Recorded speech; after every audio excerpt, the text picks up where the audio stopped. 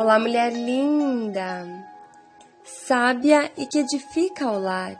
Eu sou Eliane Cristine e estamos fazendo a leitura do livro Respostas de Deus para os Dias Difíceis de Sheila Walsh. Esta leitura foi autorizada. Para a aquisição do livro, entre em contato com a editora Thomas Nelson.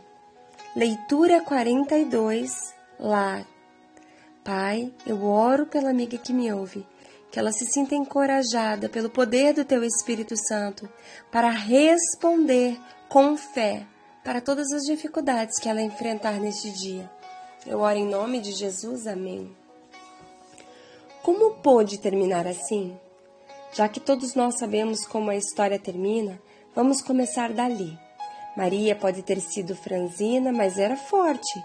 Tudo nela queria se prostrar no mesmo chão de barro que absorvia o sangue dele como um animal voraz. Em vez disso, ela se manteve de pé e jamais tirou os olhos do rosto dele. E olhou quando ele tentava manter a respiração. Quando ela desejava segurá-lo mais uma vez, como fizera quando ele era apenas um menininho correndo de lá para cá com os joelhos arranhados, ela queria tocar o rosto dele e limpar o sangue que estava coagulando em seus olhos no calor inclemente. Olhava para as mãos dele cruelmente pregadas ao lenho e se lembrava de como ele aprendera com seu pai a lidar com a madeira e com os pregos, para juntar as coisas e não despedaçá-las, para criar beleza e não destruí-la. Do outro lado, os soldados jogavam para ver quem levaria o manto que ela cozera para ele. Pensaram em rasgar o manto em 2 pedaços, mas por algum motivo não o fizeram. Pai, perdoa-lhes, pois não sabem o que estão fazendo. Lucas capítulo 23, verso de número 34. Sua voz era roufenha e seca, mas ela escutou cada palavra. Mesmo nessa fornalha de dor, ele era o mesmo. Ele havia pregado seus pulsos a uma árvore, mas não podia pregar sua amargura em seu coração. Não podiam pregar sua amargura em seu coração, não importando o que fizessem a ele. Ele se perguntou até se eles teriam ouvido suas palavras. Eles não sabem o que estão fazendo. Apenas 6 palavras, mas uma declaração poderosa. Enquanto as palavras ecoavam em sua alma dilacerada, ela pensou: se soubessem o que estão fazendo, haveria então perdão? Ele tornou a falar, dessa vez falava para um homem, a um dos que estavam sendo executados ao seu lado. Eu lhes garanto, hoje você estará comigo no paraíso. Lucas capítulo 23, versos 43. Aquele criminoso sendo executado ao lado de seu filho não havia começado aquele dia na fé. Havia zombado e gritado com o resto deles até que ouviu aquelas primeiras palavras: Pai, perdoa-lhes. Perdoa-lhes ainda que tal coisa fosse possível. Naquele lugar decaído e bárbaro parecia chocante e impossível. Ela viu quando o homem pelejou para girar seu corpo para ver os olhos de seu filho, e ele viu o que ela sabia. Eis o Cordeiro de Deus que tira os pecados do mundo. Nesses últimos momentos na terra, esta alma despedaçada encontrou liberdade. Maria se perguntou se a mãe deste criminoso não estaria com ela na multidão. Ele havia sido um menininho também. Sentaram no colo de sua mãe e contaram-lhe todas as coisas que iria fazer quando crescesse. Aquele fim bárbaro jamais fizera parte de seus sonhos. Será que sua mãe esteve lá para ver ao longo dos anos os sonhos se tornarem pesadelo? Maria desejou que, se a mãe estivesse lá, pudesse ter visto a troca da morte e do desespero pela vida e pela liberdade. Jesus tornou a falar e dessa vez se dirigiu a ela: querida mulher, aí está seu filho. Então, para João, seu amigo mais querido, aí está sua mãe. João capítulo 19, do versos 26 a 27. Quando Jesus voltou sua atenção total para ela, olhou para dentro de sua alma.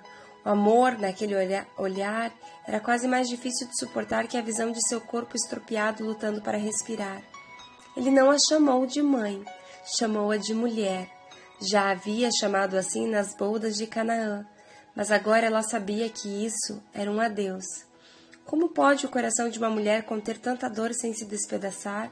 Pela primeira vez ela estava feliz que José não estivesse mais nesta terra.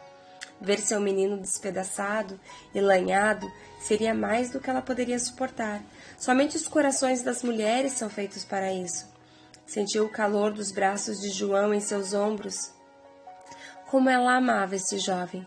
Sabia o que Jesus vira nele, o amor terno, o cuidado e a devoção. João tomaria conta dela agora, e ela deixaria que ele repousasse a cabeça em seu busto e chorasse. Jesus voltou a falar: tenho sede. João capítulo 19, versos 28. Que ironia amarga! Ela lembrou a convocação que havia causado consternação no templo naquele dia: se alguém tem sede, venha a mim e beba.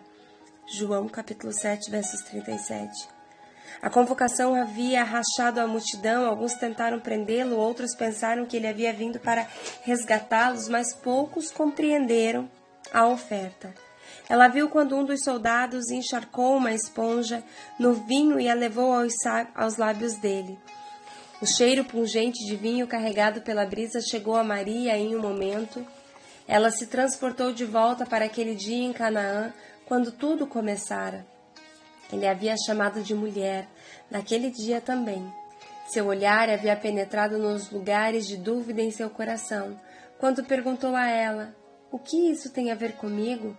Ele dissera naquele dia que sua hora ainda não havia chegado. Maria agonizava ao pensar que, talvez, ela tivesse apressado seu filho para essa carnificina.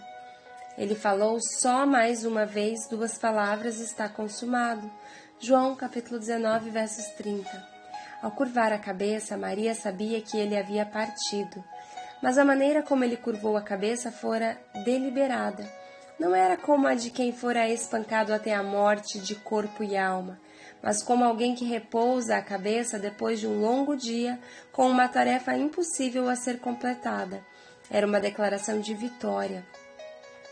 Quando José de Arimateia e Nicodemos baixaram o corpo alquebrado de Jesus para um tecido branco imaculado, será que Maria pensou naquele dia quando ele nascera e ela o envolvera firmemente em um pano para mantê-lo aquecido?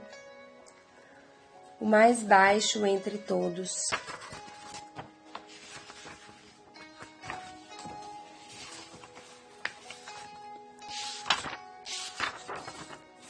Maria era uma judia da tribo de Judá e estava prometida a José, que era um carpinteiro em Nazaré.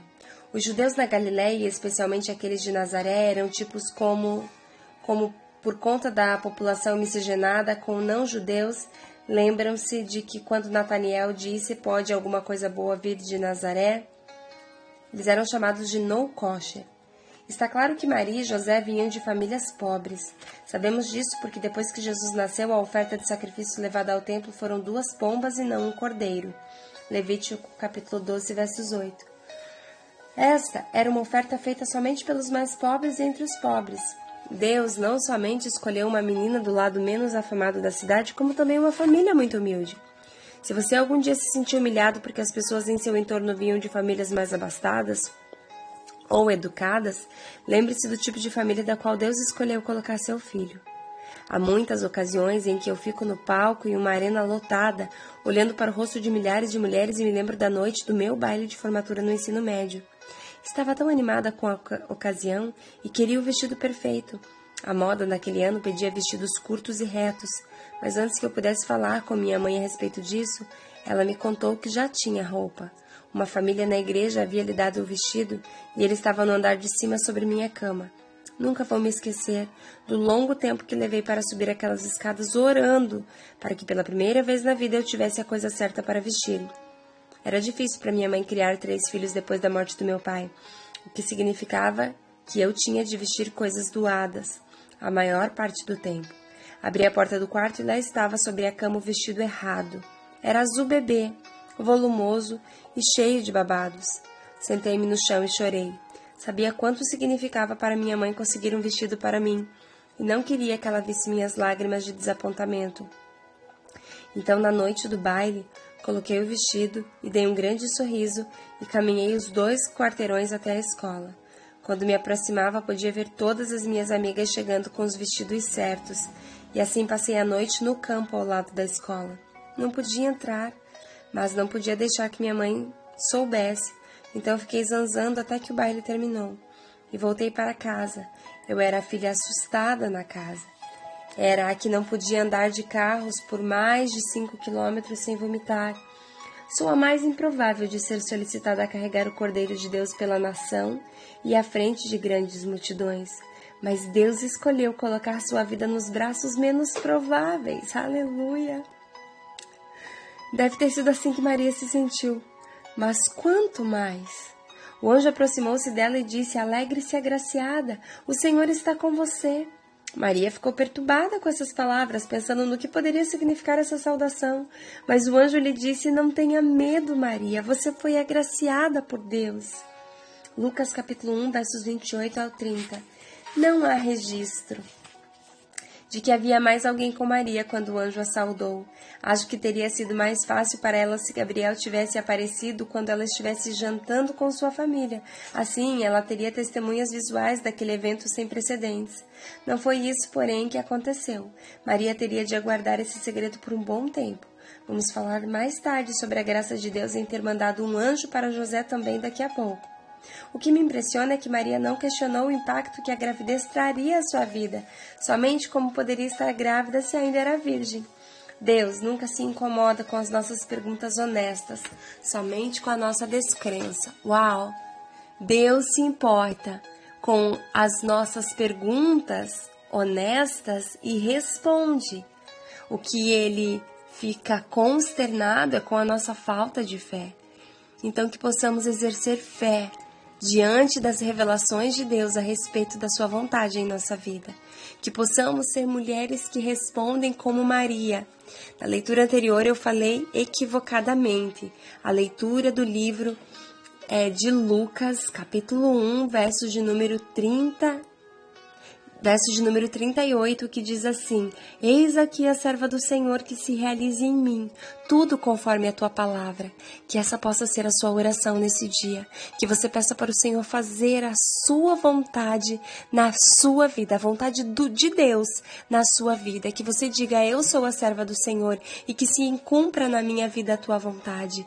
Eu oro para que você seja fortalecida, encorajada e ousada, intrépida para viver esse chamado e fazer essa oração em nome de Jesus. Um grande beijo, Deus te abençoe e até a nossa próxima leitura.